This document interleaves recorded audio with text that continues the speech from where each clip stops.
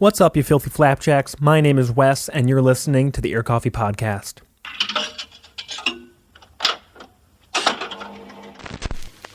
For today's episode, I had the privilege of chatting with The Weekdays and taking a deep dive into their new EP, The Fabric of Our Lives.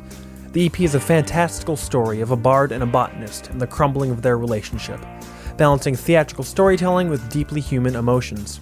It's one of our longest interviews, but it's also one of my favorites. Without any further ado, here's my interview with Dustin, RB, and Alex of The Weekdays on the Ear Coffee Podcast. How are you all doing today? I guess this evening. Doing good, and you? Just living the dream. Living the dream. That's well put. That's well put.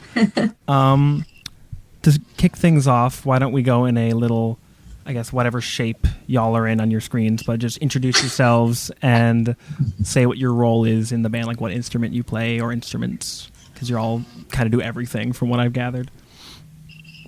True. I'm Dustin. I play drums and sing. You do everything. No. Other shit. I don't. Yeah, I do. I'm the catch-all for everything. if someone can't do something, I wind up doing it. Sick. Whoever's next. I'm RB. I play bass and I sing. Alex? You also do most of the art. Yeah, I do a lot of art, but that's not really an instrument. It's still important, so it's good that we mentioned that. Hey, I'm Alex. I play guitar, though arguably Dustin can play guitar just as well as me, so that's a funny little joke. No, that's Not true. Alex is a shredder. Yeah, Alex fucking shreds. Also, can I say bad words on here? I'm sorry. Yes, you can. I interviewed Cool. Nice yesterday, so Oh. the bar's already pretty low for cursing. It's cool. I won't say any gamer words. We won't cut anything out unless it's like really egregious. So just use your judgment. Yeah, No gamer words. Yeah, no gamer words. Yeah. We'll cut all the gamer stuff out so people still will listen to this. Please. Yeah. This is a war against gamers. I have to say the biggest thing about our band is how much we hate gamers. And I think that's the most important thing for anybody to know. All right, we can probably just end the interview here then, actually. I think that kind of sums it up. Cool. Thanks for your time. The record's actually a concept about... It's an anti-gamer concept record. Yeah, anti-gamer warfare, yeah. So the band has been in some way, shape, or form for a little over half a decade now. It's been fairly long running, and it's evolved a lot musically and member-wise. But Dustin, you can kind of start this because you've been the constant member through it all, at least credited from like Bandcamp and stuff, because that's where I did my research. Nice. Appreciate that. Hell yeah. Just walk us kind of up to Tight, which was the album EP. It's kind of both. It's both, yeah. The most formative statement from the band as of recording. Just briefly kind of walk us up to how you were releasing a lot of stuff, a lot of EPs, covers. You've done a lot of like covers and charity EPs, which we can talk a little bit more about later before we get into the record. But give like a little bit of an overview of the band's history up through Tight, and kind of we'll start going beyond that. Cool. Yeah. So the quickest version is I was in an old band. Tommy, who used to play in this band, approached me about joining that band. I said, nah, but let's do something new. And then we made this band the summer of 2014. And then one day we just decided to do it more. And then in September, like at some point on Tinder, I matched with one of the Anastasia, who used to be in this band. And then Anastasia joined the band. It was great. We had a great time.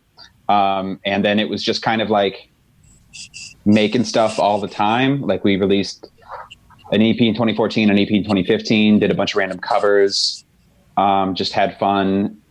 Going into 2016, right as we started writing Tight, Anastasia wound up leaving the band. Yeah, that was 2016. about 2 years into the band. And then we wrote and recorded Tight across a few months, recorded it in the summer of 2016.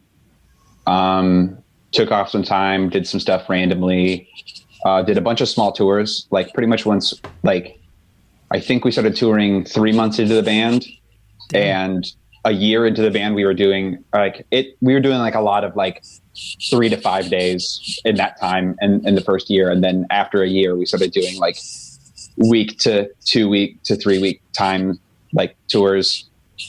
And then, 2017 Tight came out. Arby joined the band right as Tight came out. But pretty much every release up through Tight was like pretty half and half Tommy and I. And then that's the shortest version of the history up until that point. Yeah. We don't need to go into the semantics of a cartoon like theme song cover EP. Though everyone should check that out, because that's just, I think more bands should do like kind of crazy shit for like that for EPs, I think. So how did you meet Arby, and how did the two of you end up working together on the weekdays? And then eventually Alex joined as well, just kind of bring us even more up to date to the most recent, like the last couple singles that you've put out last like 3, 4, 5 months. I'm actually hopping right here. I've known Dustin since their band before that Tommy tried to join. Dustin put out all of my old band stuff on their record label, and so I've just known them for forever. About the same time that the weekday started. Yeah. I remember those first formative tours. Okay, I'll swing in.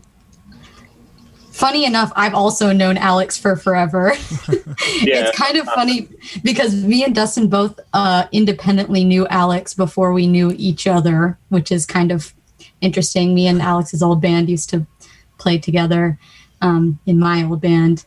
In the same old band in 2016, played a show with the Weekdays in North Carolina. At the Shed. At the Shed. And met, hung out, y'all remember playing shows? Yeah, I do. It's crazy. Too real. Yeah, met there, loved the band. I end up at South by the next year, so 2017, because the alternative was doing like a showcase, and like every band that I liked was playing. So I drove like 15 hours from Ohio to that. Me and a friend did that and didn't have a place to stay. And then me and Dustin matched on Tinder when I got there. And I was like, can we stay with you? And then I was like, hey, if you need someone to play bass, I'll join the band. And then I joined the band. That's pretty much exactly what happened. That's exactly how when you go to a festival, you get on Tinder to see who of your friends are already there. Right. And, yep. It so happened that it changed my life, I guess. One of the few good things Tinder's brought into the world. Straight up, actually. Especially in my life, yeah. Yeah. Alex, how did you end up actually joining the band despite knowing Dustin for such a long time? It was actually, I heard the new EP, and I had been out of the music scene for a few years, like to the point where I like barely listened to music, was just like only listening to podcasts. And I heard the new EP and the East Side from Tight Postscript, and I was just instantly like, these 3-part harmonies are good, but what if there were 4-part harmonies? And then just like from there, I texted us and I was like, hey, weird question. Would you ever, can I join the band? And then just instantly I started like posting on social media, I'm in the Weekdays now, and snowballed from there. Like the best way. You just kind of manifested it. Your imposter is just like, you just have to be the imposter so you can have the syndrome. So I kind of rode that until I was here. So over the last couple like months, starting back in like May, and y'all have, throughout the life of the Weekdays, there's been a lot of like charity one-off singles or splits to like a lot of smaller releases. But there's been the last couple of singles where you re-released Postscript to kind of put a cap on the era of like the Tight era and that kind of history of the band. Then you have the 2 songs, Dependable Cars and Chillin', What About You, that, I mean, there's the Paramore cover, but that's obviously a cover, not going to end up on the record. But with those 2 one-offs, like, was there any consideration as to putting those on the new album or reworking them or anything, or were they just kind of like songs you had lying around and were like, let's flesh this out, put it on a comp?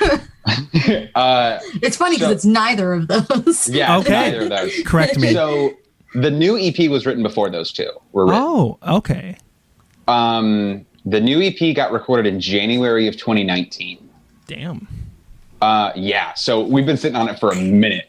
And for like several different reasons, at different points, we've had to delay it. There's been like every 6 months, we're like, okay, it's getting released soon. Like, okay, we're going to like start planning it right now. We're going to release it in 3 months. And then like something just takes, something just shits the bed. So we're like, okay, cool. Like what are we going to do now? So the new EP is like heavily a concept, and Dependable Cars was something that we last September, like a year ago. Oh my God. Yeah, it was. Yeah. We were all hanging out and I was just like, there was supposed to be a comp that was coming out. I can't really give all the details about it. It didn't wind up coming together. But the whole bit was to record a new song. And so we just like literally, we just recorded like a bunch of random parts, and we were just like, okay, here's the key, just record a part or 2. And then like, I just like assembled it. I just like manifested a song from like 3 or 4 different parts. Like Alex wrote that really sweet guitar lead. Arby wrote like that really sweet bass lick. That's also a synth lick now. And we were like, okay, this is just it. And then I workshopped it. And then in January, we recorded like all the vocals. And I did that all myself, and like recording it and doing all that stuff. And then NM Chillin', What About You, RB produced, and that happened in one day. Oh. Yeah, that was like early in quarantine. We ended up quarantining together, and Brett from Don't Let the Scene Go Down on Me in Pittsburgh asked us to be a part of a comp that was just like a benefit comp for bands, and was just like, hey, can you do this? And we were like, yeah, sure. And then we just recorded and wrote and recorded a song in one day. Hell yeah. More power to people that can do that. It was just for like kind of a one-off thing. That's cool. Yeah. And when you decided to put the entire like band's discography on tape, which you did pretty recently, was that something that has been in the works for a while, or was that something that kind of was more separate from the now finally inevitable release of Fabric of Our Lives? Just kind of like a treat for the fans. Talk a little bit about where that idea came from. I had talked about doing a discog tape for Forever.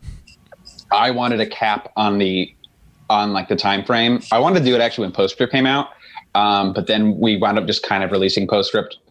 Like it wound up working out when we released it, and so we were like, okay, whatever. We're not gonna like do a big thing like we'd planned on doing, and let's not drop any merch right now. And then maybe because we announced the tape like 3 or 4 weeks ago now. But maybe back in February, I saw the Game Boy Pocket case that we ripped the design off of, and I was like, oh, this is what I want to do if we do a Discog. Well, and we were even talking about the Discog tape back like this time last year. Yeah, for the 5-year anniversary. Yeah. But then, a whole myriad of things kept that from happening. Yeah. I also am just way happier with it being the Game Boy Pocket design than what the initial one was, which is a secret. Yeah, me too. Me too. It's way better than the initial concept. Yeah. And it was way easier for me to rip off. Yeah, that is true. So that was an idea for a while, I guess. But when I saw that Game Boy Pocket design, I was like, oh, that's it. That we got to do that. And then I didn't think we were going to do it. There's like a million ideas that we have. And Arby was even clowning me for this earlier today. that like we have a million ideas that we talk about. And we're like, oh, we'll do this. And then it just like never comes to fruition. Yeah. And so for every one thing that happens, there's probably five or six things that like don't happen. We're all just very creative people. Mm-hmm. And we all have a lot of like drive, but like no follow through. 100%. Are y'all like the type of people that have like you start reading like 6 different books and never finish them? Mm-hmm. Yep. Because Exactly. I'm feeling attacked a little bit right now, so I'm relating. And then I will read I'll just read 1 billion books in a week and then just never read for 3 more years and then come back and read like 6 more books in a week and then just forget that I know how to do it. Yeah, you're a sprinter. You're not like a marathon runner. Yeah, that's like the 100-meter dash of book reading. Yeah. Yeah, exactly. Cool. So let's dive into the. Are we calling it a record or is it more intended It's as an an EP. It is an EP. Okay. It's an EP. Yeah. It's an EP specifically. Okay. Little bit into semantics here. I'm for it. Always called Tight a record because it was 7 songs and it's longer than most every Joyce Manor record in terms of time. But always called it a record despite people wanting to call it an LP, which like had Postscript happened earlier or the record happened later, it would have been like a full-length album and it would have been 8 songs, like the most perfect record ever made, Born to Run by Bruce Springsteen. And so it just wound up, but this is an EP because it is like there is an LP that follows. And we want to be like, all right, this is the EP. And then there is also an LP. Like within the year or just like. Not within the year. No, Okay. like within.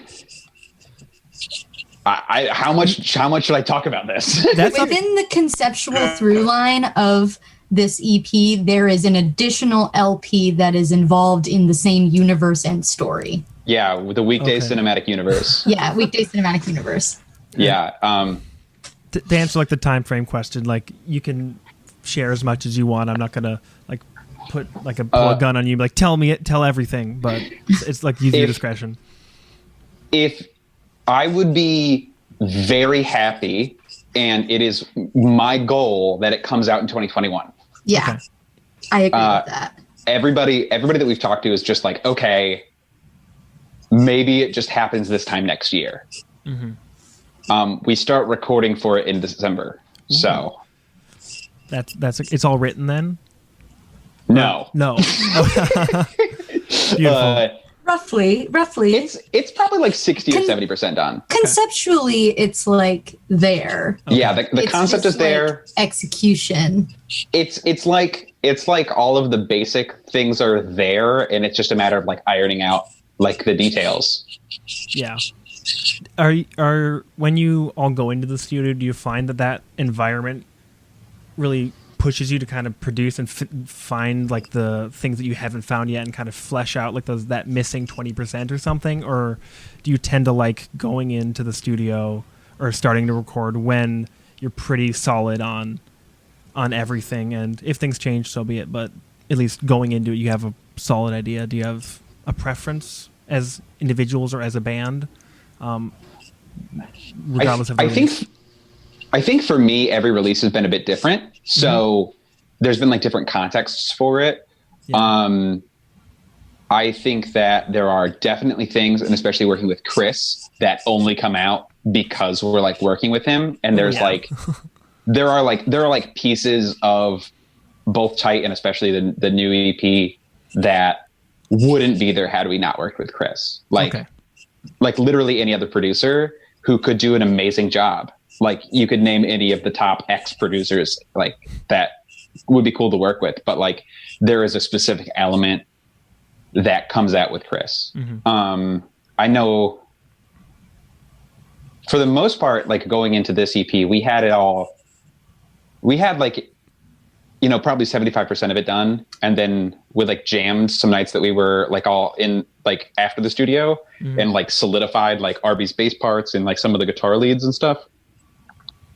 Cool. We figured out.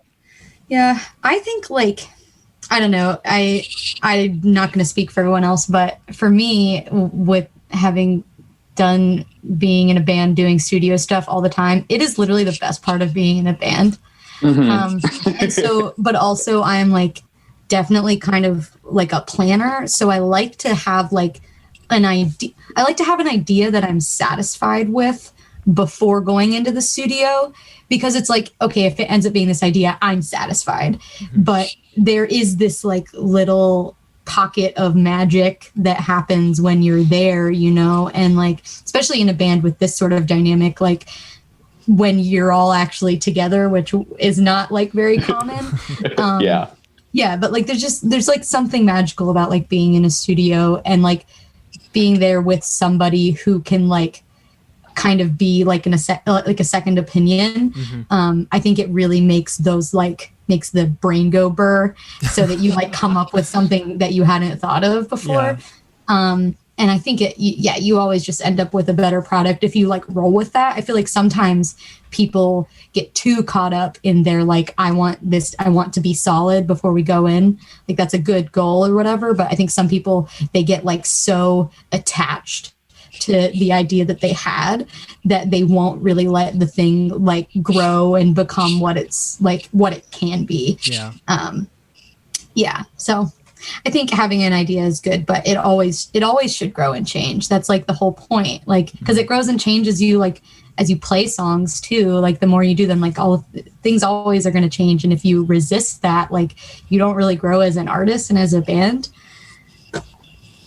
Tangent over. Yeah, that's a profound ass tangent. God, Alex, what about you? When you are you a planner or more improvisational? I guess I'm a planner, but actually I think Arby's point speaks to like it is so much about the producer, because there are like a lot of producers where you're going in to record and they're just trying to get the best sound out of you. But oftentimes when you're going in with a producer who like is at least interested in bringing out your art, it's more of like a mutual meeting. Because I recorded with Jay Zubricki in Buffalo a lot, and like he's the type of guy that will bring new ideas to the table, or like he's been known to like record parts on local band stuff just because he's like, yo, what if I did this real weird cool guitar thing here? Is that cool with y'all? And every single band is just like, yes, absolutely, that sounds cool. Like you bring so much insight. It's like that is one of the best parts about recording, is when you are working with someone who is interested in what you're doing and is like not invested emotionally, but is invested in your art. Like they can bring so much interesting stuff to the table that you wouldn't have even thought about, no matter how much you had planned. Yeah. So definitely plan, but also find yourself a producer who like is willing to work with you and is willing to kind of stoke those flames. Yeah. So I'm correct in assessing that you worked with Chris again on this EP? Yes. Yeah. Oh, hell yeah. Did you, besides Chris and Jessica from Looming, who was featured on the one song, did you have any other collaborators that came in on the studio, or was it just kind of the core Weekdays crew with Chris? Nick LaForge recorded a bunch of extra stuff for us. Roughly 20 feet from me currently. Cool. Nick LaForge is a friend of ours and Arby's roommate,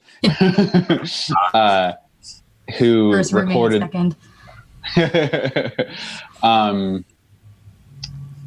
And plays in the band Gray Matter, and plays in Parkway in Columbia, and plays in Kiss Your Friends sometimes.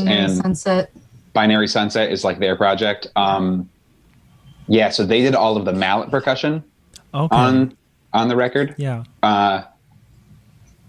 So that's about it though. I think everything else was just like this EP mostly came out of Arby and I in the car without speakers and without a sound system, just like Galaxy Brain yelling at each other about how cool something could be.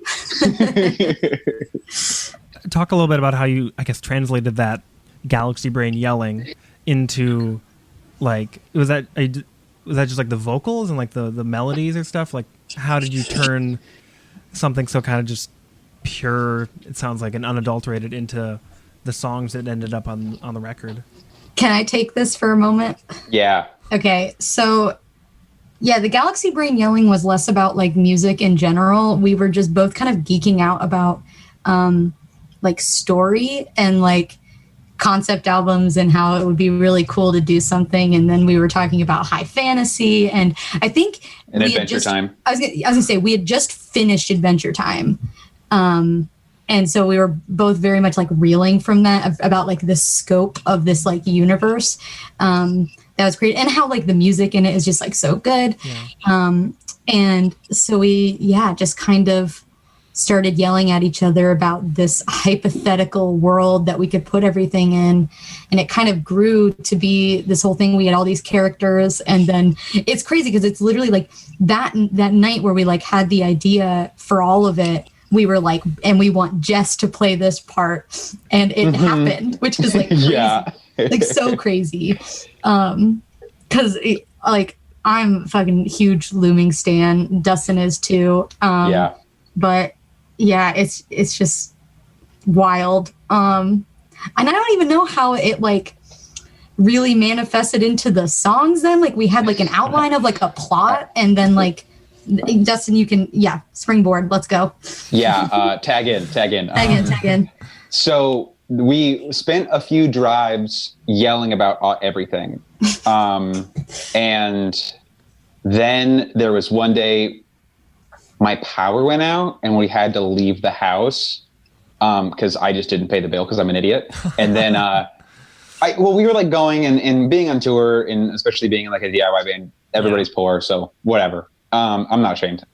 So we went to my old college, where I used to work and where I went to school, and we hung out and like kind of just like formalized the story, and we like just had like a Google Doc, and we were just like collabing on the Google Doc. And then most of the songs, I guess the third and the fourth, technically, okay, so the Seams, the song The Seams and the song Till Then were both songs that I had already written that we like retrofitted with new lyrics. Like the song themes kind of already fit with like what we wanted to talk about. And then we like retrofitted them. And then RB wrote Your Shoulder, and then I remixed it. That literally too was just like, you were like, I think it'd be cool if we had strings, and I found a synth string sound that I liked, and then I wrote like an entire demo, and I sent it to Dustin. I was like, do you like this? And then Dustin was like, yeah, this sounds really cool. And then I was like, this could work on this album with this story. And I like wrote these like dumb lyrics, and I was like, how about this? Dustin was like, yep, great, that'll do. Yeah. So there was like a bit of collabing on that song, and then I think probably in the same week I wrote the first song. And that was just like me trying to channel all of my feelings about Andy Schaaf into like one song, like musically. And then the last song on the record is not one that I wrote. That song, the last song, I don't know if you've heard the EP. Yes. Okay, cool, sick, glad. So it'd be weird if I was doing this interview without having heard it. So the interlude song, the fourth song, got written in the studio, and we were just like, let's make something nasty. Like, let's make something that sounds gross. Yeah.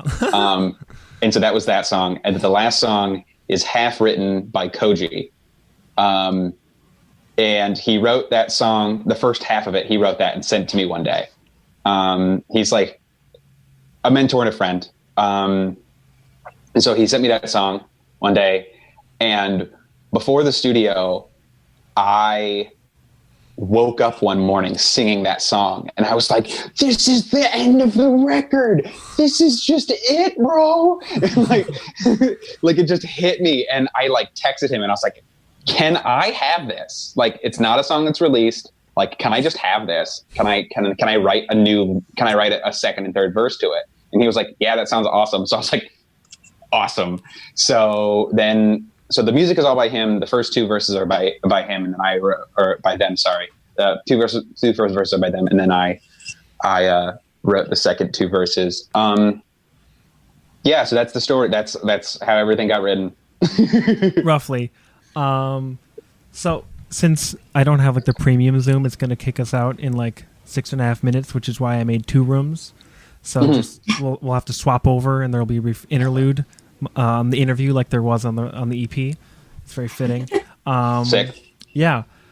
And then we'll kind of dive into like the more track by track, and you can explain like the concept and the story a little bit more, because I was still, when just listening through, was more over just kind of absorbing like the music and like the lyrics of it. Didn't really connect any sort of like high fantasy Adventure Time adjacent inspired like plot line or anything.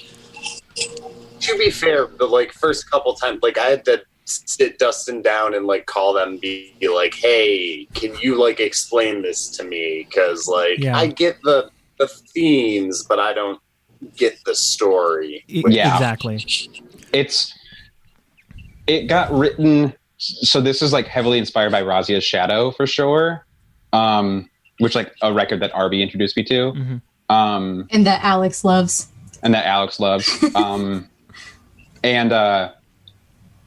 so we like wrote the songs, and especially because the two, I guess 3 of the songs got retrofitted to fit with the record. Yeah. And only 2 of the songs are like written for this. It's definitely one of those things that like, I think there are lessons that we learned with making this record to tell the story better, you know? Yeah. I think, I don't know. There's also like this being the first like real release with like this lineup, I think has something to it that like it needs to also still just like sound like a record. It needs to sound like a band. It just needs to sound like a band. It needs to just sound like a record that has like hidden depth, because I think it can be difficult to just like suddenly be like, here's like a concept that's like got like narration and dialogue and all this stuff, which is kind of what Razia's Shadow does, which is great. But it's like that was created by a band that already had like enough material under like that lineup that it like worked, you know? And I think, like we've learned a lot with doing this that we'll be able to expand upon, like in the LP, having more tracks and like maybe potentially having more people on it too. We'll be able to like really dive into like it being an audio musical sort of thing. Whereas this is just like, okay, these are songs that follow a story, but don't necessarily force you to like know the story. Right. There's like 1 or 2 lines. Yeah.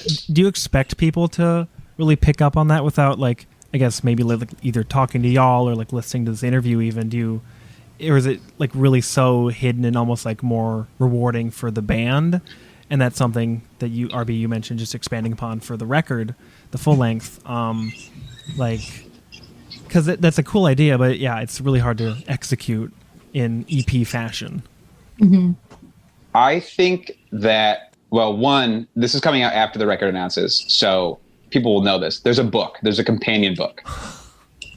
Damn, that's insane. Yeah, people will know this already, but there is a book that is illustrated by a friend of ours that like tells the story as it goes, and there will be a digital version of it available, I think and hope, and if not, we'll talk about it right after this interview about how we're going to do that. But like we had like tossed around the idea of there being like a Medium article or something like that just being online that like is permanently linked to, that you could like read the whole story, maybe not like with all of the illustrations and stuff like that, but at least with like the entirety of like, here is a supplemental, piece of media so you can like understand this. And then also like, I think everything that we're doing around this leans into this being a concept and having a story. So like, I think that so much of what's contextualizing it is heavy-handed and being like, this is a story, this is a story, this is a story, that like anything around it, you're like, oh, this is a story. And listening to it, you're like, these are some songs. Well, I think it's positive too to have it like anybody who like sees our internet presence and sees all of the stuff surrounding this record, they're going to know that it's a story, right? But if somehow somebody ends up with this like auto playing on their Spotify, like they're not going to be like, what the fuck is this weird like punk show tune that I'm listening to? More of that, please. We need more punk show tunes. Like, agree. All right, let's get even more into the record, The Fabric of Our Lives, which is coming out this October.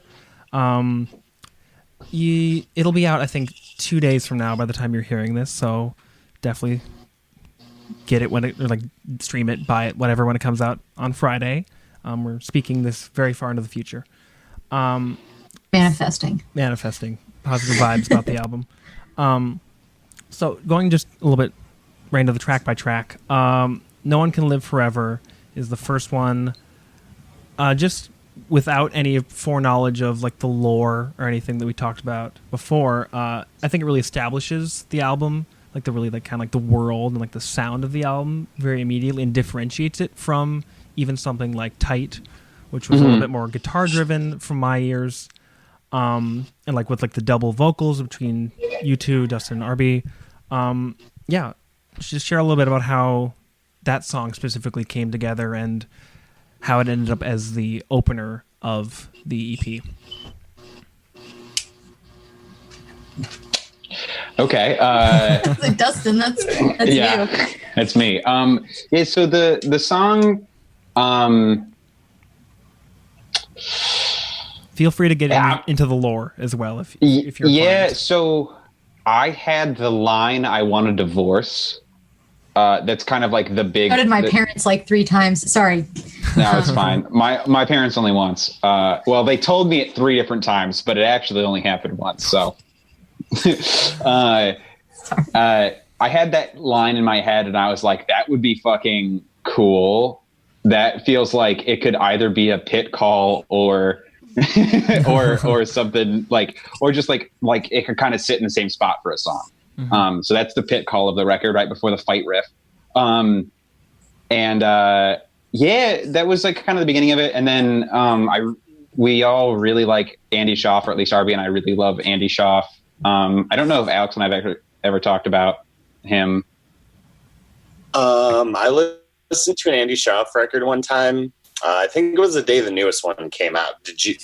You might have actually put it on, but I enjoyed it. But my like tunnel vision brain is like, only listen to one thing at a time. Oh. And right it's now Scrams. It's always Scrams. It's always Scrams.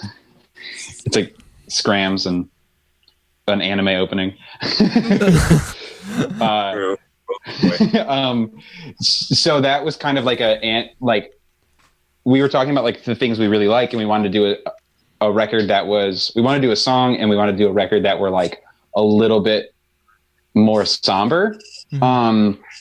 And as we were like writing this record, we ended up writing a bunch of songs, or I ended up writing a bunch of songs. We ended up talking about all these things. And initially when we were like talking about making this record, we were like, oh, we could have all these ideas and all of these ideas. And there was so much going on lyrically that we wound up having a moment where we were like, this is 2 records. Like, this isn't just one record. This is like there's like 2 themes here. Mm-hmm. So we need to separate them.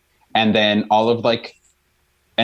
we kind of reworked the story a little bit to like be like, okay, here is like the differentiation between these stories, and here's where they stop and start, and here's like the context for them. And then we were like, okay, like we can just make a record that's a little bit more of a bummer, and it can start off on these 2 characters. I play the bard and Arvid plays the botanist, and they're going to get a divorce, and that's just kind of like the bit, and that's like where the record starts. And it's weird because it's an EP to just be like, and we start at the bad point.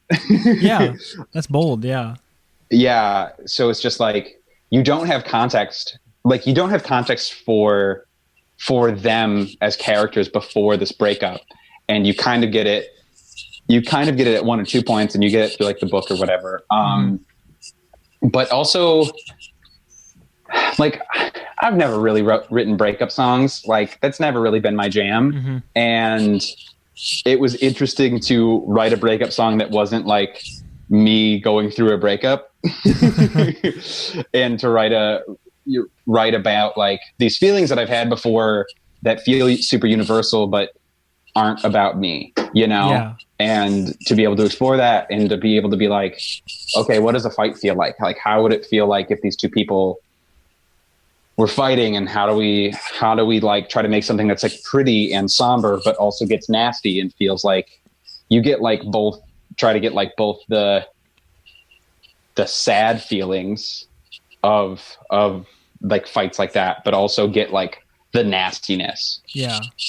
Like in the bridge. And then also just like Andy Schaaf worship. That's about the song. That's about it. For sure. RB, do you have anything to add, or Alex even? I mean, that pretty much covers it. Yeah. Yeah, sorry. No like worries. maybe, but Yeah. Excuse me.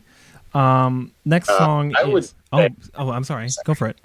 No, I was just gonna say, I think this song sets up the dynamic of the thing you don't get in most relationship songs is the other side, because in the entire EP you get both sides of the story, or at least you get like representation of both people who are involved in it. And I think, like, just to establish this theme so strongly in the first song is pretty important. So it comes in quick, but it has a lasting effect with it's like, oh, first song of the record, here's a divorce, but here's both the people involved in it rather than one side. Yeah, it definitely establishes that, even just, like I said, from just listening to like the instrumentation, like more like the melodic kind of stuff, like that is more immediate to someone listening to it for the first like half dozen times or so. Cool. The next track is Your Shoulder. We already kind of talked about that a little bit with like the auxiliary parts, like the really cool like synth strings, which I thought was a really cool taste. And then there's like the super kind of like anthemic part, like 2/3 in, where it's just RB's vocals. It's just like, what the heck? Oh my gosh, it's incredible. Yeah. Yeah. Haley Williams doing the "All I Wanted Was You" meme over here. Ugh, I wish that were me. God, I wish that were me. This is similar energies. As a bitch with a brand new eyes tattoo, God, I wish that were me. But yeah, no, that part is, it's funny because like the writing that song was like I said earlier, it was literally just me fucking around with like a synth tone that I thought was cool. And then I was like, oh, well, maybe I can try to do something here. And I had the idea, like, because my brain is like very wired for like show tunes. Like I love theater. I love musicals. And so I was like, well, this feels like a song where you could actually do that, especially because of the instrumentation with the strings. And like in the original, there were also like synth horns and a lot of like other nonsense. And a bunch of like big chord pianos, like just bam, bam, there's like a big grand piano in it too. Yeah, I love Sarah Bareilles and I love show tunes. But yeah, I thought that because at this point we didn't really have like all of the songs for the record yet, so I was like, I would love to play with the idea of this being like the morning after the fight, because we knew like the inciting moment was like this, like I want a divorce thing, and then like getting more into the lore, like they're like left with the tapestry that like is like prophetic of like what their lives are like meant to be. And I thought it was a fun and like very kind of disarming concept to like think about what the reaction would be in that moment where you've decided to end this relationship, and then you like have to reconcile with the fact that it's like it's meant to grow and change for like the greater good. And it's like, do you swallow your own pride and acknowledge that like you are meant for something more, or like do you just like push it away because you've already like decided that it's not worth anything. And yeah, so I think that's like kind of the thing is like it like we were saying earlier, it establishes something about a lot of like breakup and relationship based music that you don't get a lot, which is like both sides of the story. And also in this, you get both sides, and you also get like a reconciliation, which typically, if we're talking like breakup songs, it's like some pop punk dude who just like definitely hates his ex-girlfriend. And like then there's like I won't name names, there's but too many. There's too many. There's too many to name. But you actually get the like these are two people who clearly care very deeply for one another and are willing to like put the work in to like reconcile the relationship. And they're willing to do that even before they realize that it's for like greater purpose. So I think there's this whole sort of like wave of emotion that comes from like, you wake up and then you're like, holy fuck, like I was so mean to you when we were fighting last night. Like, can we talk it out? And then you talk it out and then you're like, oh, but fuck, maybe we have to do this huge thing and like, make the universe continue as necessary, and maybe we have to maybe we actually need each other for that, and our relationship can be less about the like emotional romantic connection, and it can be about like serving the greater purpose because we make like a good team, and I think people should be able to be friends with their exes. So like that's a fun little hint that's in there, like yeah. But I think, so that's the whole anthemic bridge section is kind of that, where it's like, that's like the rallying cry of like, we can do this, but only if we are willing to like put aside our differences in this relationship's end, and like come together for like the greater good. Yeah. Even just like the words you're using, like really evokes kind of like the big emotions of like every like classic musical. So fuck yeah to that. I think the other thing that I like about this song that I've been thinking about a lot lately as I was working on the stuff for the book, I thought about the way that like I feel like, and this is like a little bit of a sidebar, but like I feel like our culture like really prioritizes romantic love, and like deprioritizes every other type of love. And it's especially like being able to be friends with your ex, which is interesting. It's also that like there are often like senses of respect in that, and you can like build respect, and you can actually love someone in a non-romantic way. And like care for them and what happens, like you can actually just have that care for people. And there is such thing about like caring for somebody else who you feel, you once felt one type of way and now you no longer do. And also like caring about something with somebody is like a way to grow, Yeah. That's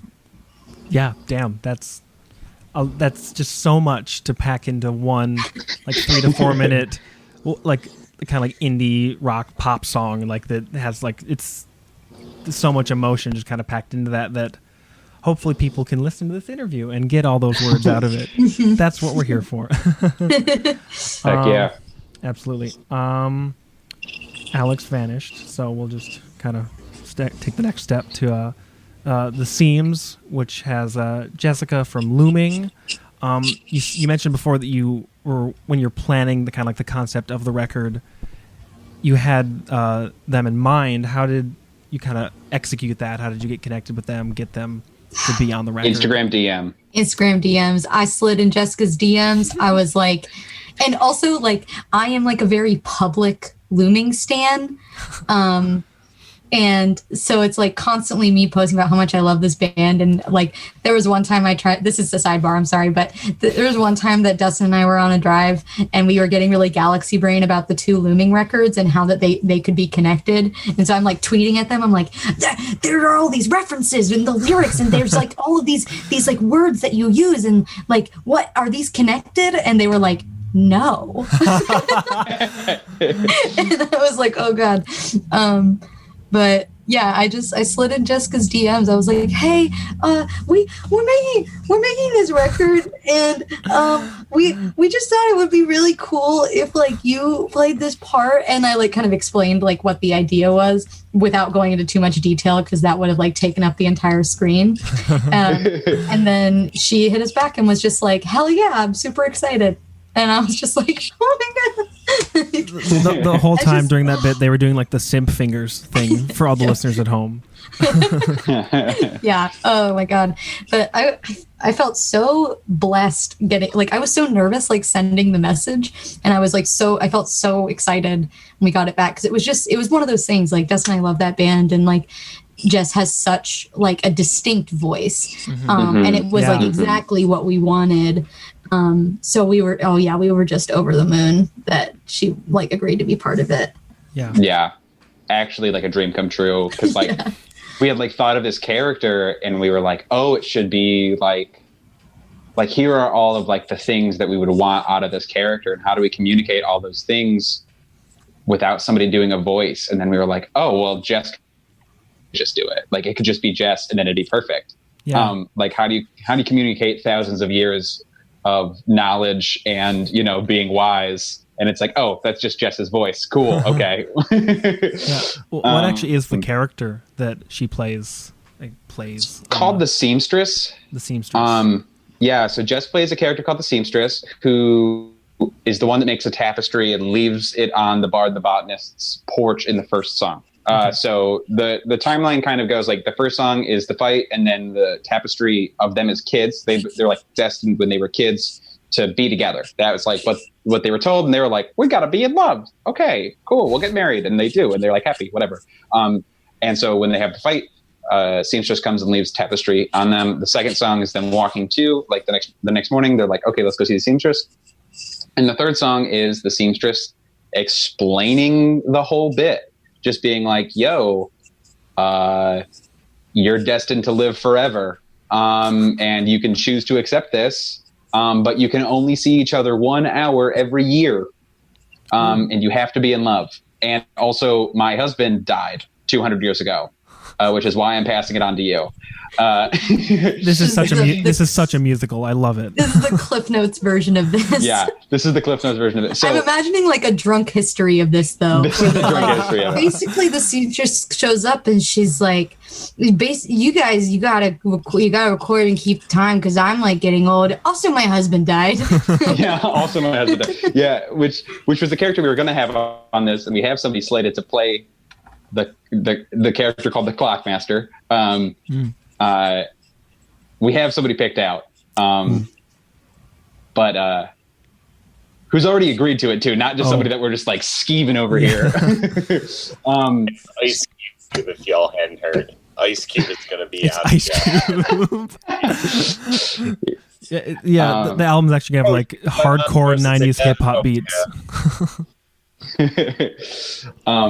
So like Jess kind of explains the whole thing, which is like one part, here's all this lore, one part, radically accept yourself for who you are. Like, is like two things she's saying at the same time. And then the song, she like leaves them and is like, all right, cool. Think about it. Let me know. Yeah, that's it. And then this song is like pretty old actually, or like the bones of this song are like pretty old. They were written probably like it's like 2017 timeframe, kind of around when Postscript was written. And then it wound up working so well with like the concept and with like certain words, like the phrase, the way it seems, was in the old version of the song. And I was like, yo, what is going on here? This works perfectly. Brain blast. yeah, exactly. So, I mean, it was super cool when like the concept for the record, like fit this thing that was already there. It was just like a really cool moment. And this song grew so much when we were in the studio with Chris, I feel like. Well, yeah, it was also the only one that we had like played before. Yeah. Oh yeah. With this. We like actually had the time to kind of mess with it a little bit. Yeah. Especially because the times that we had been playing it was Dustin and I playing 2-piece. So we had like synth and stuff going on in like a backing track, which kind of lent itself more to like the vibe of this record anyway. Yeah. So I think we were able to kind of like, not to use the same word again, but like vibe it out more before going to the studio, which allowed it to like grow that much more. Yeah. Yeah. This song feels like super put together in a way that the others don't. not that any of the others are like bad or less good, but this is just like one of those things that's like much more fully realized. Yeah, it's been on such a journey to get to where it is from the original like sketching, I suppose. Right. Oh, for sure. Yeah. And and it's also one of the only songs that we play in standard. It's like one of two those songs that we play in standard. Oh God, I love it when I get to be in standard. I love playing standard. Yeah. This is the call out of every emo band. Fuck your open tunings. No one cares. Play in standard. Emo in standard. What the fuck are you doing? To be fair, we don't play it in open tuning anymore. I know. A brief side note that's just kind of funny is when I talked to Nice yesterday at the time of recording this, a whole big deal with their new record is that Roddy, the guitarist, was starting to use more open tunings and like do the exact opposite of what y'all are talking about right now. That's why I like vibed with Nice so hard the first time I listened to him, because I was like, ooh, I could play this. Me, someone who doesn't want to learn how to do open tuning. Not to say the meme, but fuck Nice. Fuck Nice. Especially their new record, which is not at all good. It's not good at all. It's very bad. I hate every moment of it, and I didn't enjoy any second. I have to say. You heard it here first, like a month after it came out. Open E-tuning, Capo 4, let's go. Capo 8, Capo 9, let's go, baby. All right, we have an interband argument.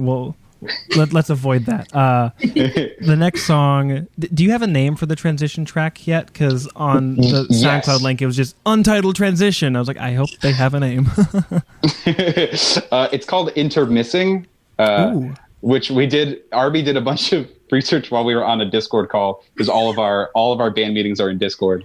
Like gamers, and was like, we keep an eye on them, which is why we use Discord. Yeah, we're fake gamers because we're keeping an eye on the gamers and keeping them at bay. So RB was like doing a bunch of research and was like, is there other shit called Intermissing? And it turns out only other random songs. Well, okay. I was like this is like an intermission, so let's do that, but I don't want to like call it the intermission because like that's like what everybody would do. I was like intermissing because they're like realizing that they're gonna have to be apart and they're gonna miss each other. And then I looked it up and it was like mostly like people who make like lo-fi beats on SoundCloud had songs called Intermissing. And there was one, it had a crazy name, it doesn't matter, but we listened to it and it kind of like was really good. So I'm like, okay, well maybe I'll have to check this out, and also we're gonna call the song this. Yeah. Yeah, and that was just a noise track. That was just us being like, how do we make a nasty sound for a minute? How do we do it for like 2 minutes? Let's just do that. When you have access to all of the pedals and amps in the world, you can just do that. Yeah, exactly. Chris is an evil super genius. A gear master, like a grill master. Exactly. Bush's Baked Beans gear masters. And so he was just like, do this and do this. I don't know. Like, let's just get weird with it. So he's just like, there's like a wall of pedals and he's just like pulling all of these pedals. And he's like, I don't know, just like do this and do this and just like hit them all. And so he and I are like sitting on the floor with all these pedals, just like turning knobs. And I'm like, wait, the sound's disappearing. Let me hit the guitar again. and so it's just kind of like that. It's just us doing that for like an hour or two. Yeah. Is there going to be like more like interludes and transitions like that on the full length? I'm assuming yes. Maybe? If I have it my way, yes. Okay. And there will be narration. Yeah. The more we talk about the LP, the longer it gets. It's true. Is it got to be like the double album with like skits or like narration, the whole kit and caboodle? Currently, it could be, depending on how you sliced it up, it could be 12, 14, or 16 tracks. Ooh. I think we want to keep it at least called 12, even if all 12 tracks are like 8 minutes. Which I don't think will be... It could be cut into like 6 tracks if we just wanted to have them be movements. Listen, it could be one track. We call it Dope Smoker. We put it out. Yes. Dope Smoker has 2 tracks. Dope Smoker has 2 tracks. But who cares about the second one? Yeah. It's good, but like, who cares? It's not Dope Smoker. Yeah. I think that it could be like kind of in a perfect world. It's 2 tracks, side A and side B. Okay. God, no one would listen to that on Spotify. No one would listen to it on Spotify. Yeah. So I think like there will be a lot of transitions, and like the way it's built right now, there's like a lot of transitions and a lot of like weirdness. Yeah. So we'll see where it grows and gets to. Mm-hmm. I don't know. It's a game. It's a game. Pardon me for just spitballing here, but like the vinyl could be like movement 1, movement 2, because people would like, they've already bought it, they'll already listen to it, and then on Spotify have it actually be like 12 tracks or however many. Yeah. Right. I think that could that's the vibe, best of both definitely. worlds. That's like Act 1, Act 2, though. Yeah. Yes, perfect. Yeah. I'm really, really hoping it doesn't grow to be like a 3. We don't need like a double LP with like 3 sides and an etched 4th, you know? Like that, my kind of nightmare would be that we have to do that. We just get to that point, we record it where it has to be 3 sides, and then like we just go in and we just like remove strums and like hits, just like single beats, like wherever it feels fine, and then we have to figure out how the fuck to play the songs again afterward, which would be fine. I think it'd be great.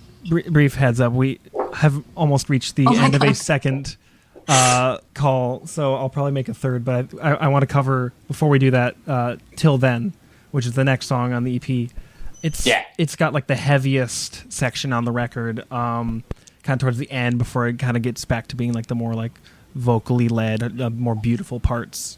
In 6.5 minutes or less, cover kind of like how the story intertwines with that, how you ended up creating like the heavier portion, and how the track became what people will be hearing. Yeah. This song also is pretty old. Mm-hmm. Arby and I played like a really old version of it back in like 2018. Yeah. For like a few random shows. When we started off doing like the random 2-piece stuff with the 2 of us. Okay.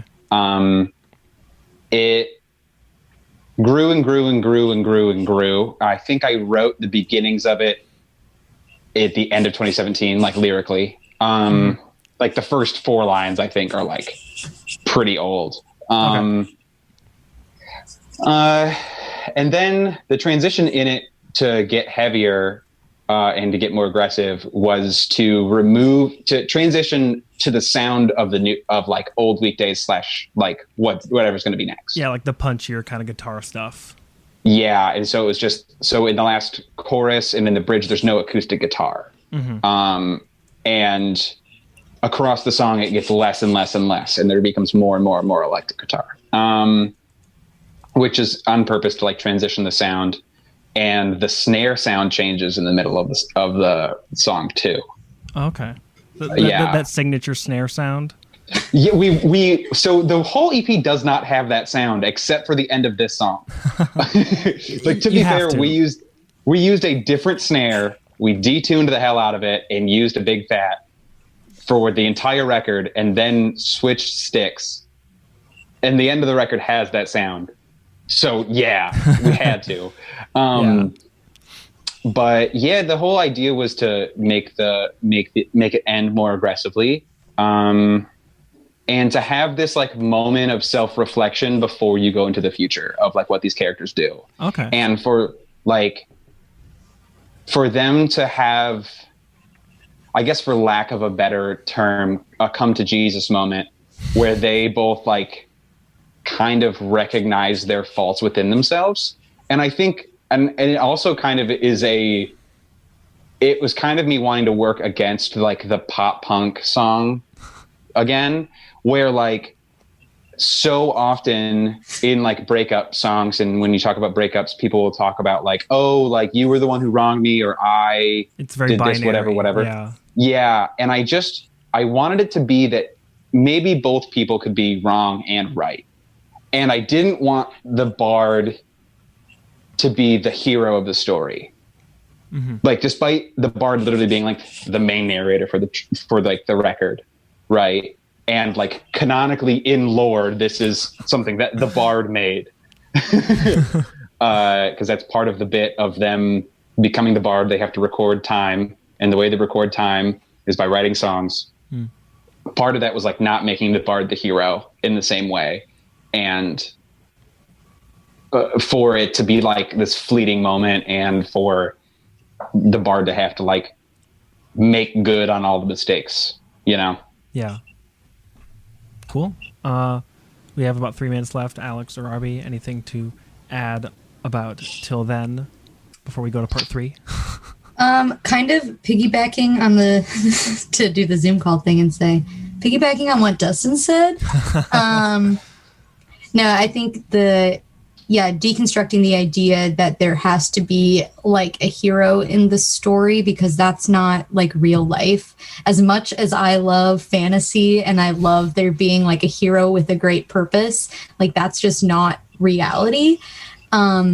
And even though this story is very much not set in reality, like we've made this world and we've set its terms or whatever, but I think there is like an inherent realism with these characters, and in the fact that they like acknowledge their like duty to humanity. Huge manatees. Their duty to the huge manatees. But they realize that like they're not here to save anyone. Like they have the choice. They get to choose whether or not they want to take on this duty or not. And in the end, they do choose to do so because they realize that like it's for the greater good, and that doesn't make them like any greater than anybody else. It's just like we all need to do our part, like as far like within our communities to like make it all work. Everybody has to give their skills and the things that they can provide for others. And I think this is like a good encapsulation of that. So last track on the EP is At the End of It All, a fitting title. It's got literally my notes are just xylophone at the start, ! Backing vocal harmonies, ! Those both really stood out to me, and you talked a little bit about the xylophone recording and how that was a friend. That was on that. Yeah, and it's a very quiet, kind of straightforward end to everything, especially like contrasting with much of what people have been listening to for the past like 5 songs. Right. So or even like contextually to like our discography, you know? Oh, 100%. Yeah. So I guess talk about why you want to kind of end on a more quiet and straightforward note. How does the story wrap out? Is it going to segue into the album? I mean, obviously thematically it sounds like it will. The glockenspiel I played, it's the only mallet that I played on the record. I did that with Nick one day, and I forgot that we had to do it until like it was super late when we did the glockenspiel. Just in terms of like the time frame of this record being done. Like I said, this song was written, the front half and all the music of the song were written by Koji. They wrote this a few years ago. And it's partially a cover, partially its own thing. I don't know. I woke up one day and I was just like, this song is the exact feeling of the ending of the record. It is just like, it's this,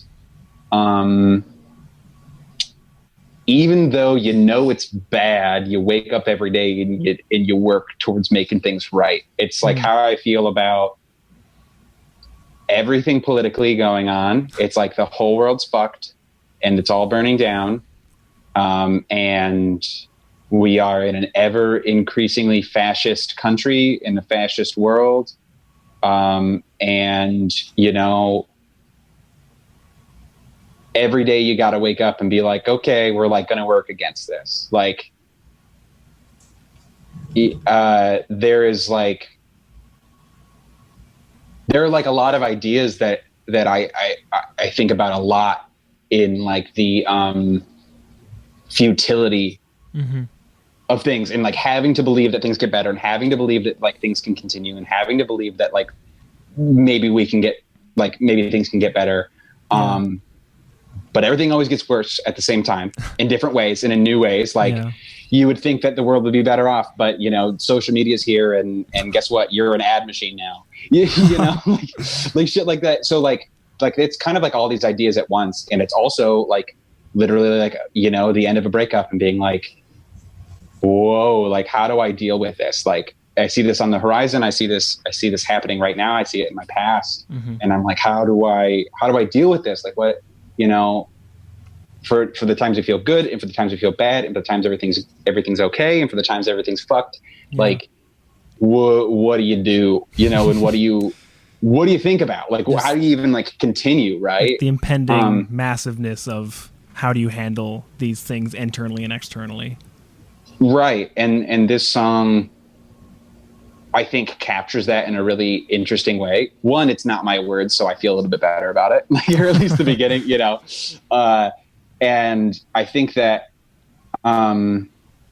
it's interesting to end on a quiet note always. I think that for so long I was obsessed with like, well, what's the biggest thing? It's got to be the biggest thing. What's the biggest breakdown at the end of the record? Or like, what are like all these things that like, what's the most epic ending to a record ever, or something like that. And I love like the way that records end. I really do. Like so many of my favorite records, I love the ending. Cause again, they're like these huge things or these huge moments or whatever, but like, I love it when you can just be like, no, like this is what it's about. And I don't have to make something grandiose. It can just be as simple as possible.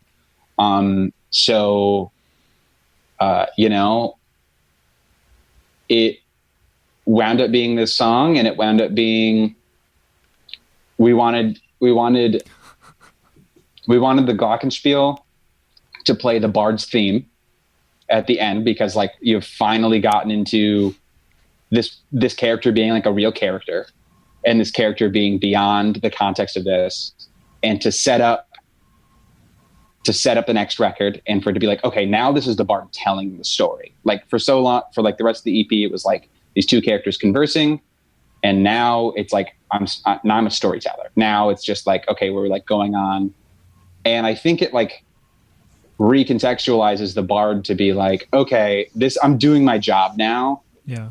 But I'm thinking about this whole time. I'm thinking about this person. I'm thinking about this character. I'm thinking about like the last few lines are like, between your shoulder and the seam, where selfishness and selfless meet. And it's like, not only is that aligned, like that's like very political to me now. Like initially when we wrote it, it wasn't political. It was somebody, between your shoulder and the seam was something somebody said in the van one time. And I literally was like, oh, that's the nicest phrase I've ever heard. And I just wrote it down. And selfishness and selfless meet, I was like, oh, I do things selfishly. I do selfless things for selfish reasons, But then then for me in my head, it became political action. In my head, it became like the contextually what the story is about is like where those two things like intersect. And it also became like what I think are the most important lines of the record.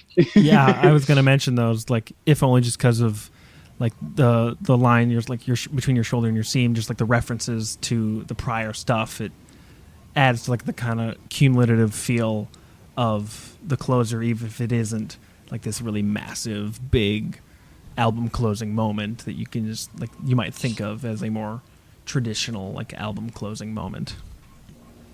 Yeah, right. I think also in the context of this being like a story and talking about musicals and stuff, like there are plenty of musicals that exist where, you have your final plot song, right? Where everybody's like here and we're all together and everything is really good or it's really bad or whatever, but whatever note we're ending on. And then you have your curtain call, and then you have your last little like, see ya folks from your narrator. And which like that I think there are not enough shows that do that. I love like a good fourth wall break. And this is kind of what that is, I think, is that we're shifting this character over from being a person in the story to being a person telling the story, which is kind of what Dustin said. Yeah, I also think it's just the ending on like a softer note, especially when you start on like kind of a soft note, considering the way that this is like a slice of life, despite this like big and like heavy hand that these characters have been dealt. Like they're not even in the weeds of like what this duty really entails. So being able to like, you know, you guide it in really softly, and then it just kind of like, you have this big like climax, and then it just ends very softly back into the ether. It like definitely speaks to the like trials and like pitfalls of just life in general, that this can just be like a moment. It doesn't have to be your entire story. And that, you know, it just says that the story is going to go on, you know. And now we have a narrator to tell it, which makes storytelling a whole lot easier. Yeah, super having easier. a guy go, this is what's going on, instead of people having to like talk to each other and there be dialogue that drives the story. So nice. So nice. Yeah. All right, that's the EP. As a way of kind of wrapping that up and getting less kind of like plot focused or experience focused thoughts on it, for all of you, what is your proudest moment on the EP? It can be just like a certain like guitar or bass part you came up with, or that like a certain experience of recording. And what was your biggest challenge just as an individual coming in to create this piece of work, and now I'll be putting it out into the world? I don't know. There was this moment that I had where we finally got the mixes back, like because this record was in development hell for one reason and another and another and another and another. And so when we finally got like the first real mix, because we had like the rough mixes for a long time, like over a year. The first time I heard it all, I like broke down crying. Me too. And I was like, this record means so much more than what it is to me. You know, this record is so much more than the sum of its parts in my mind, even if nobody else feels that way. And it's the thing that I feel most proud about. That's important. Yeah. Yeah. Despite like all of its short, like, you know, what I could even see as shortcomings and setbacks, you know? So it was, I think like it being done and it being listenable is what I'm most proud about. The hardest parts were the time and all the setbacks. And that's the thing that I wish that we could have controlled for more, or I wish that we could have like worked through easier, you know, in the frustrations. I feel like now, like it's been a long time coming, but the band is at the best place that it's ever been at. And we have a real team of people around us for the first time ever. Despite us having created small teams before, it never was like, oh, these people actually care. Or, oh, these like, and not that like the other people that we worked with in the past didn't care. I don't want to say that. I don't want to contextualize it that way, but it definitely feels like we have our friend Lindsay, who's managing us now, who's just the fucking best ever. Yeah. They're great. Yeah, they're just the best. And Alex Martin's working with us, and that is awesome. And initially they told me no when I asked them to do press for this record, because it was just like a time thing. And now we're working together, and, you know, Sammy from Deep Sea is putting it out. And Sammy's a good friend, and we've also been friends for forever, since like the beginning of the Weekdays. And it's just like cool to like have all of this coming together, and just to have the three of us to be able to do a cool thing. Doing shit is cool and nice. Should True. I go? Is that? Yeah, you should go. Okay. Yeah. I have two very proud moments on the record. The first is on the record. It's that bridge. It's that bridge where I just go wacko mode. Yeah, that was definitely like really fun. Because, okay, here's the thing with that made me very proud about it. It was like I wrote that song and it was like lower initially, and then Dustin, in order to make it so that they could sing it. And so it worked in whatever fucking tuning it's in. In standard, almost. Okay, sorry. Regardless, you changed the key. I did. The key went up.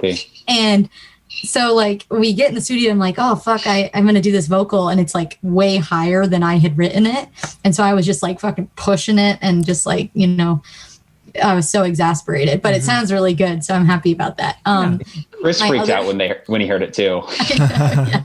Yeah. The other proud moment I had was a text that we got from Chris Teddy that was a screenshot of me, my like bass track where I was playing perfectly on beat. And Chris was like, look, Arby's a legend or something. And I was just like, me? Yeah. Me? Oh, do go on. Quantizing who? Yeah. Other than that, some of the bass parts I wrote were really fun. The tones on this record are really fun. That's like, I think the thing that I'm really proud of is it just sounds really good. I love, like, it's the first time that I got to experiment with using like acoustic guitar as like a main instrument in something. And so that was like, it was really fun to like play with the tones to like complement that and create like a sound that we'd never really played with before. That's it. That's all I got. Did you have a biggest challenge from the record? I guess other than the All I Wanted moment? I think the biggest challenge was like being in Connecticut in January. It was so cold. We broke the door handle off the car. Yeah, and so we were there in my minivan, which we very lovingly call the death van because it will be the reason that I die, probably. But it was like freezing, and we had to get out pretty early in the morning because another band was coming in.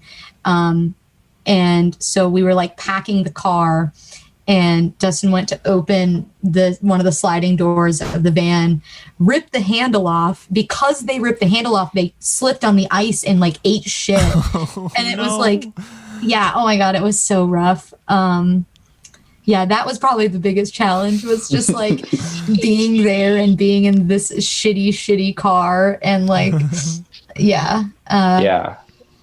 But I don't know. It was all the better to be there in a time that was so like unforgiving, because then, the studio was just this like warm, beautiful place of good musics. And there was one night that we watched that Dustin and I watched the Bruce Springsteen Broadway performance. Yeah. And we both love Bruce. And so we're like sobbing and like Chris comes out and is like, what are you guys doing? And we're like, we're just watching Bruce. We were just both like very exhausted, and I don't know. There was like an innate beauty in that being like the dead of winter for us, that was my challenge. Awesome. All right, Alex, come on. Oh no, I'm not on the record, but my proudest moment is being in the band now. Your vocals are on the record now. Yeah, that's true. That was actually, recording from home is the weirdest thing to like approach something you've kind of put on a shelf as like the thing you wanted to join a band for. Because like I heard the EP originally and I was like, this is incredible, I want to be a part of this. And then being like, ooh, we need to add you in last moment, and also coronavirus pandemic, and also you can't go to a studio, and you have to record from home, and you're really self-conscious about your own recording abilities. And you have to buy a new computer, and you have to buy a new interface, and you have to buy a new microphone. I didn't have to buy a new computer. I just needed someone to enable me to. Honestly, hey, look, start at the bottom. Now we here on Zoom, because I can actually do that. It's like, it was actually truly really cool to end up being on it at all, because it was just like originally this thing I heard and enjoyed and like learned how to play all the songs from, and then I'm actually a part of it. So that's my biggest challenge, and also my proudest moment. Well, I mean, I don't want to put words in your mouth, but it sounds like your proudest moment is going to be the actual full length that you will fully be on when it comes out one day. Ooh, So truly. look forward. Knocking on We wood. have that to look forward to. The Fabric of Our Lives will be out on October 30th, and it's Deep Sea Records. Is that who's putting it out? Deep Sea. Deep Sea, yes. I don't think we had mentioned that yet, but they'll be putting it out. If you aren't already, I don't know how you're hearing this if you aren't, but follow and check out the weekdays and everything. Thank you so much. This was this was really fun. I really enjoyed this. Thank you so much. Yeah, Of course. Thank you. The Ear Coffee Podcast is a companion to the blog of the same name. If you like this episode, please leave us a rate and review so we can stand out among the other music podcasts. You can follow us at Twitter, Facebook, and Instagram @Ear Coffee. Thank you for listening, and we'll see you next time.